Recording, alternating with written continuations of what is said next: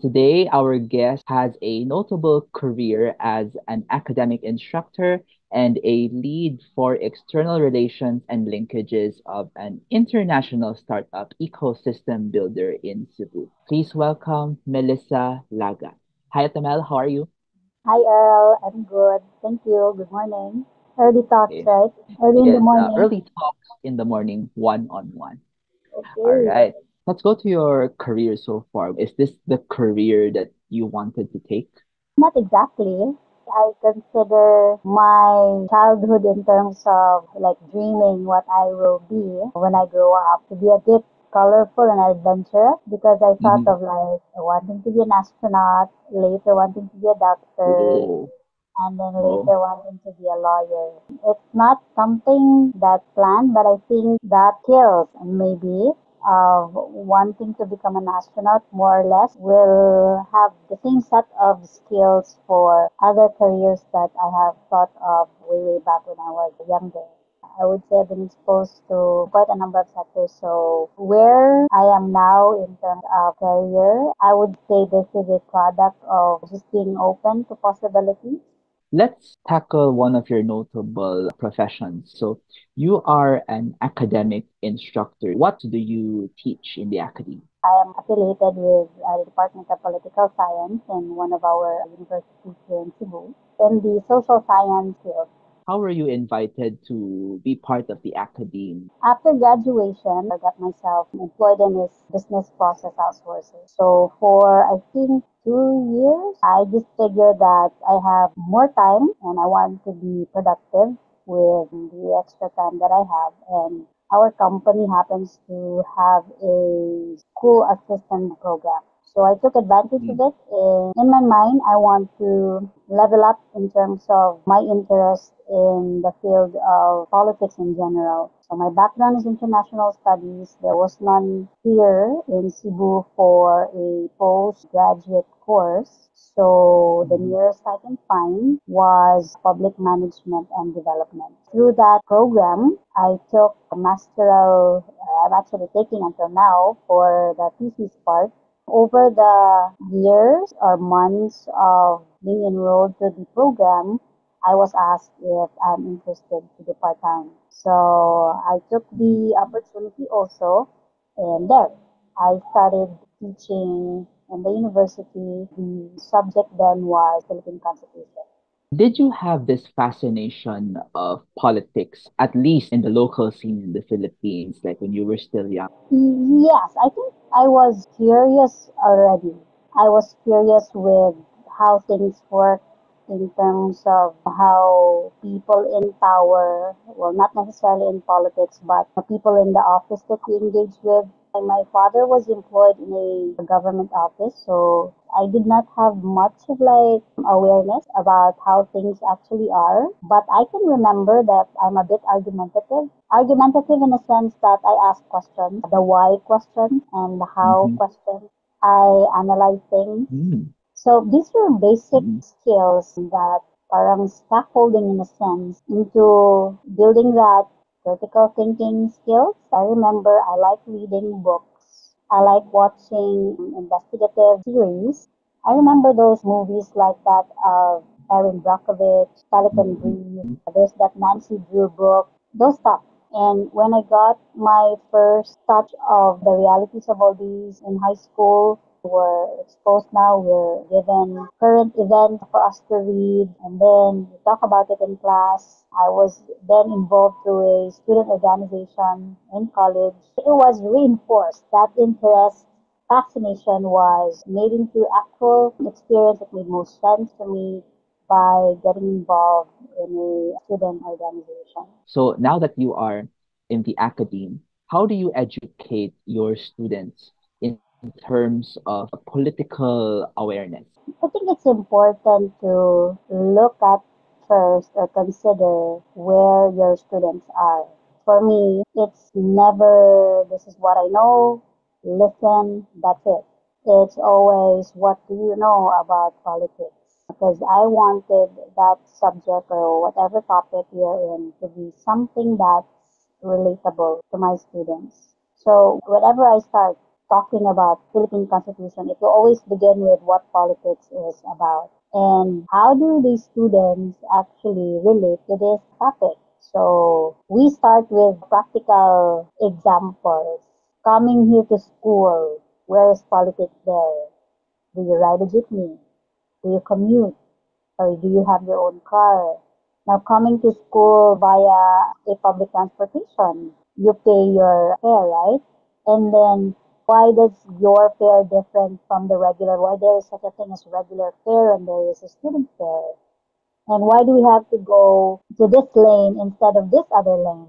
Why can't we do shortcuts if we're like driving a public Mm. transportation? And if we are on a private transportation, the experience is different. So I would really check, assess first the class, what's their understanding of politics. And later we will progress why the need to study the Philippine Constitution, for example. So I do extra effort of really situating first my students that they find themselves in this context and in this topic. The usual impression that I get is that they don't appreciate political science because they're asked to memorize. Now, me personally, I don't like memorizing, but memorizing is part of really getting the point of a certain topic. You have to have a good grasp of what that topic is about. And me, you can maybe memorize, but more than that, it is a win for me if the students can actually articulate a meaning out from that definition or description provided by the books. I encourage them really expressing themselves, picking their brains and like throwing questions for them to think. You should be able to really tell or say your opinion, but learn to articulate one that is an informed opinion, especially now that what they say, ignorance is a bliss before, but today ignorance is a choice because information is everywhere. If there are things you don't know, you can just access it online. If you're not sure, search for it. May the exercise of like me asking questions, it's always a why question, how question. It helps them to think critically and then to, oh yeah, I missed that part in saying things especially about how government work, how we as a people should operate in this political system that we are in. An informed opinion is important. I believe it's important. I like how you direct your students. For me, I see it as a way of guiding them without having to spoon feed that much. Do you have any best teaching moments while educating your students? Oh, I like it every time my students tell me, oh my God, mom, I didn't see it that way. If there's one thing that I miss whenever I have face-to-face classes and really your focus in teaching lang is when I inject life lessons in every topic.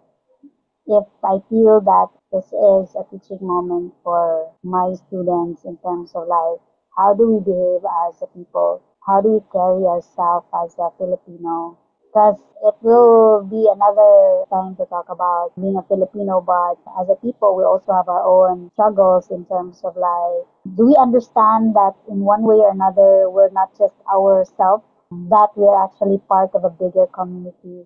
There's one example that I always use, and this is when we discuss about citizenship.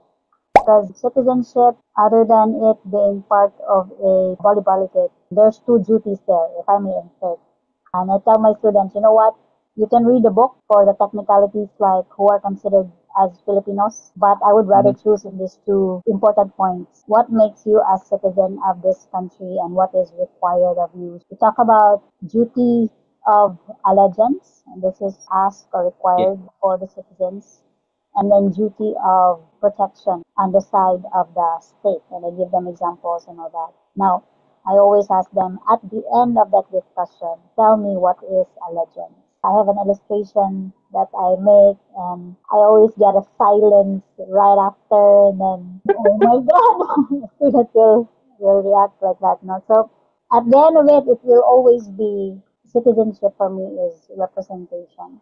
If say, if I may use you, Earl, you are Earl Uwe.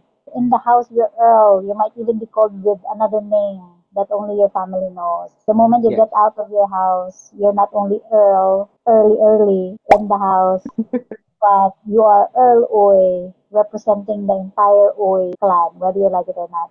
Your neighbors will Right. always say, "Oh, he's Earl, the son of, the apo of," and then you come out from your village, for example, or from that subdivision. So you're not only Earl Oy, who's the son of Mr. and Mrs. Oy, but Earl Oy is from this village.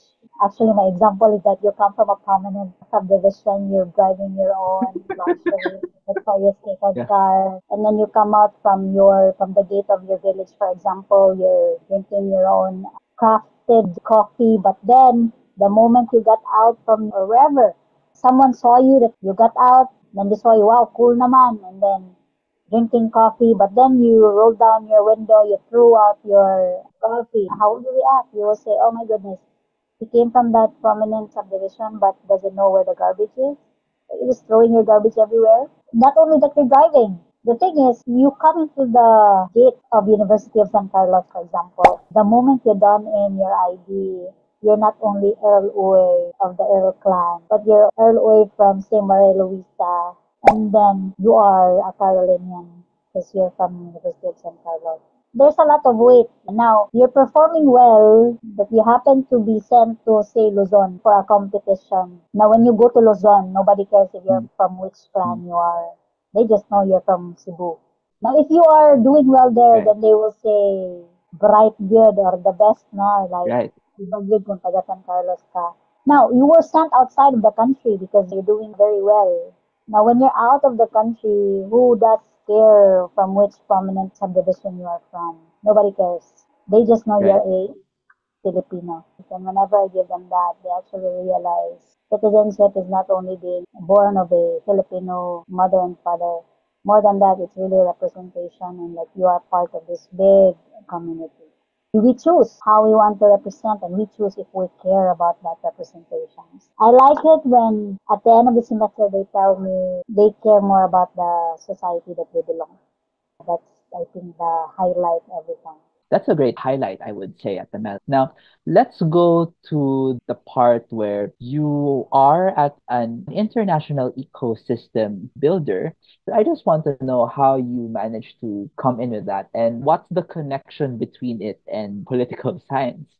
I got to this company because I just flowed. I happened to know the owners of the company on a different setting, and then they asked me if I would like to try because they're into helping startups. So I started as a part time. I learned about the mission and the vision and the heart of the founder. It's a philanthropic one. So our company is not for profit. Everything we do is actually just giving and helping the community. So while I was there, I was told that supposedly we are here to help edtech startups. Those startups whose focus is on building technology or innovation in the education space. While we were looking at that, there was little to none in terms of who is ready to be funded or ready to be mentored. That's why we switched our focus into helping build instead the startup ecosystem here in Cebu. But the first thing that we thought was because we came in after the pandemic, there was not so much of gathering everybody, no common venue to gather everyone. So that's why we started our monthly mixer.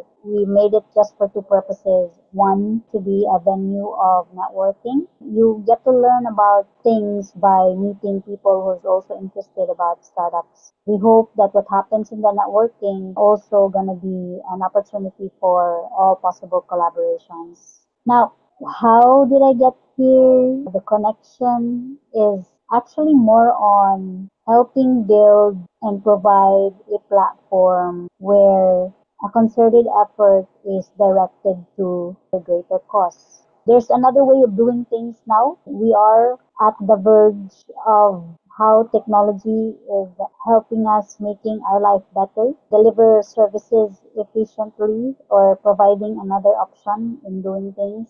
Like for example, before we deal with congested public transportation in the middle of the traffic, we don't only just do public transportation and private transportation, but there are healing options. We ride, for example, unregistered motorbikes for easy transportation. Now we see that as a problem because there are no regulation in terms of security or safety, but then comes angkas. For private cars, we have now Grab options. For Uber before, which actually gave one option for us commuters that we don't have to compete with other passengers to get a ride home. And traffic is another thing. But what I'm talking about is the technology is providing more options to do things. And how business is done now is not only made possible by those people who have money. We are widening, if not leveling the field now in terms of who can start a business, who can employ people, who can provide solutions. We thought before only big companies and those rich people can actually make these services available for us. But now it's different. We have students now who are actually thinking of new products and what they need are people to help them. So me as a part of this ecosystem building, we help look for these players who will turn that ideas into something or for you as a business, which later on will help also employ people and your business can contribute to, well, the economy in general. So connecting that to the background I am in terms of like teaching politics, this is another way of teaching. This is another way of building. It's a next chapter of how to help. We mentor these startups are actually asking us questions. So my understanding about the system, the structure of our government, how system works in terms of different stakeholders, it's helping me in navigating community building here in Cebu. I would say that this ecosystem builder is very crucial of what the future will be because these startups will eventually grow big once their potential is being reached. Bridging them is very crucial, not just only imparting principles and how we are really going to apply that to action. I hope in one way it influences government that these startups can be supported because it will help build up the revenue of a country. I agree. Other than the fact also that when the pandemic actually hit us, the startups in Manila actually made use of that opportunity. If I'm not mistaken, the amount in terms of our valuation of our startups in Manila actually is around 500 million. This is dollars in terms of value. And here in Cebu, we missed that opportunity. So that's why when in terms of talent, who can come up with a business with an impact, the talent, the potential, it's not only in Manila. So we must also spread that opportunity to other areas like here in Cebu. The government is actually preparing the road for us in terms of legislation. There's a law for it already. It's just a matter of coming together and how to like really make things work for that common good. Supporting the startups, which eventually will be translated into income or growth for the country. That's nice to hear. Now, based on your work in that ecosystem builder, what can you say are your career highlights that you're proud of? Maybe one is our efforts is recognized and acknowledged by the community. So for me, that says a lot in terms of our contribution to the community. That indeed we're helping, indeed we're bridging different players in the community. And second, I think community building, you can't get support if the efforts we do is not acknowledged or not recognized, or the impact of what we do is not seen by getting more recognition, and I'm not talking about awards or what, but knowing that the efforts we do is actually helping, we also get more people from Manila or from Southeast Asia region calling us, tapping us if they want to know more about the Cebu startup ecosystem. So I think that more and more people are also coming to the mixer. Other than the mixer, we also do startup ecosystem builders meeting. This is a monthly thing that happens every first Tuesday of the month. And what we do here, this is a focus group meeting where we talk about what are the programs, what other initiatives can we think of or can be done that we can collaborate. to move the ecosystem forward. So more projects, more collaborations. It's a highlight for me. Wow, that's nice. So, given with your experiences, what are some life lessons that you've got along the way that has impacted you personally? I take the lesson of one of my mentors seriously. At the end of her life, she said, looking back, when all things are done, for her, nothing in life is random. So, for me, which I hope I'm doing, wherever I am placed by the universe, I don't know how the audience is for you, Earl, but the divine being that I believe in, or God, for me, Mm. nothing is accident, and every chapter where this life is leading me, I try my best to be present in that chapter. So when I was a teacher, I'm a teacher still. When I'm in the classroom, I try my best to be present, and I try my best to be a good steward of what I am entrusted with. So if I'm a teacher, I try my best that every class, it will not end like a regular class. Like you just come in, sit down. I like it to be an impactful class. Not only about theories or technicalities from the book, but it's an opportunity to teach also practical things, life lessons and all that. So if there's one value that I put or one thing that I am careful about is to be a good steward of these opportunities that come to me. So may I stand as a teacher before the students or may I stand as an ecosystem builder? I try my best to be mindful of the responsibilities that is given to me and careful with how I execute it by always asking for help, for wisdom on how to all these. So I think that sums that up. Nothing is permanent, so I don't know how long I will be in this endeavor, but I hope that every time I leave, when I'm done with that chapter, I can say that I did all my best for that particular task. Stewardship is a privilege and also a responsibility if that responsibility is handled well. So thank you for that reminder, Ate Mel. Thank you So also.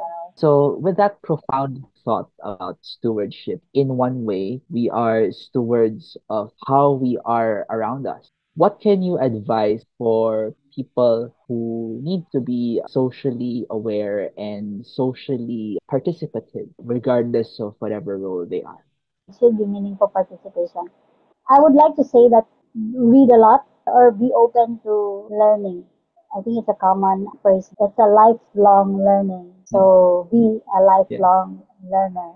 May it be through reading or through listening to podcasts or through YouTube, like say listening from your entries, Earl. Never stop learning because by learning you right, can participate better. You can participate better to the society because you understand better how things are. So you will be less rude because you have a better understanding of things.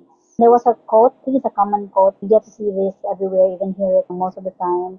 If we are kinder, then the world that we'll be living in is a better place. We'll be kinder because our awareness about our society is better. I mean, if you're exposed to what poverty is, you are kinder to people who actually don't have everything. It's different if you can't have what you want. Like for example, not everybody gets to eat 3 times a day or 5 times a day because you have snacks pa in the morning or snacks in the afternoon. Not everybody get to have that. It's a privilege actually. And we only get to be aware of these if we're open to learning. If we're right. open to, other than being Marites, be good Samarites, right? Like before we give our opinion, we just listen more, observe more, and then we get a better understanding of things. Oh yeah, that's why she's pissed because she's tried looking for a job and like 3 times she's been rejected. So you will not have a good week, I guess, especially if like Right. you need to pay some stuff or you need to send someone out to school or you have to pay your parents medicine or what. So there's a lot of things to consider. And we contribute positively, we participate positively. Let me go back to what you said earlier. How can one participate in the community that they belong? we can meaningfully participate, meaningfully and positively contribute to the community that we belong if we open ourselves to learning. And learning comes in so many ways, in forms and sizes. So listen more and then talk later. Say things later. Very well said. So, just to wrap up with this, what wakes you up early in the morning? As I've said earlier, where I am now, I try to be present. So there are things that I have to do, and that wakes me up early in the morning. But I do try my best to secure that first hour in the morning to myself. I mean, we do a lot of things during the day. There are so many Mhm. things that we have to look after. These being the reason for me to wake up in the morning, I try to be recharged as I can. And that takes place first thing in the morning. Very well said. Thank you again, Ate Mel, for your time for this Thank one. you, Earl.